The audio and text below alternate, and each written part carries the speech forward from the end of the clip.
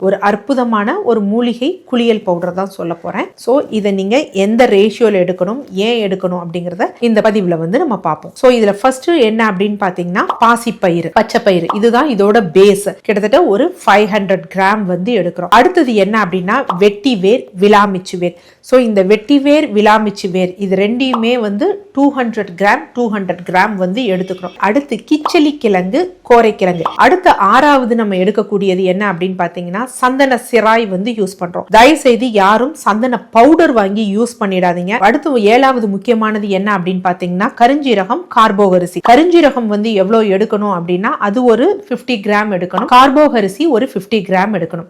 So இந்த கருஞ்சீரகத்தோடது என்னன்னா anti fungal, ஃபங்கஸை வந்து கிளியர் பண்ணும். அடுத்து 9வது முக்கியமானது என்ன அப்படின்னு பாத்தீங்கன்னா rose petals. So rose petals, அதுக்கடுத்து மரிக்கொழுந்து. மரிக்கொழுந்து நல்ல ஒரு நேச்சுரலா ஒரு வாசனை திரவியமா நம்ம வந்து அதை யூஸ் பண்றோம். செம்பருத்தி பூ இதழ்கள் வந்து யூஸ் பண்றோம். செம்பருத்தி பூ இலைகளும் வந்து யூஸ் பண்ணலாம், ரெண்டுமே யூஸ் பண்ணலாம். ஸோ இதில் இந்த ரோஸ் பெட்டல்ஸ் வந்து எவ்வளோனா 300 கிராம் எடுத்துக்கணும். மரிக்கொழுந்து 300 கிராம் எடுத்துக்கணும்.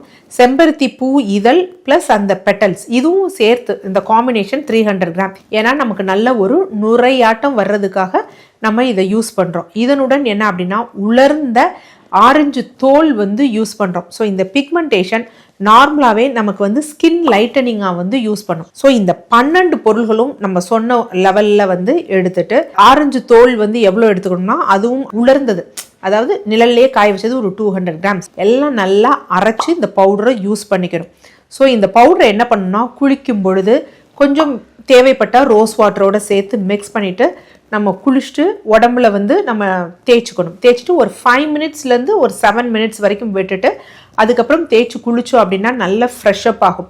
ஸோ இந்த 12 பொருளையும் பயன்படுத்தி பாத் பவுடர் வீட்டில் ப்ரிப்பேர் பண்ணி வச்சுக்கோங்க. டெய்லி யூஸ் பண்ணுங்கள். சரும பிரச்சனை, உடல் உஷ்ணம் அப்படிங்கிற தொந்தரவு இருக்கவே இருக்காது. நன்றி.